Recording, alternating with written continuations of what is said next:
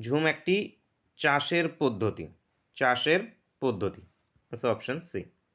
এল্লোরা গুহা কোন রাজ্যে অবস্থিত? এল্লোরা গুহা মহারাষ্ট্রে অবস্থিত। Maharashtra. Option B. Alfred Nobel উদ্ভাবন করেন? অ্যালফ্রেড নোবেল কি উদ্ভাবন করেছিল? ডাইনামাইট। ডাইনামাইট অ্যালফ্রেড নোবেল উদ্ভাবন করেন। Option C. ভিক্টোরিয়া জলপ্রপাত কোথায় অবস্থিত?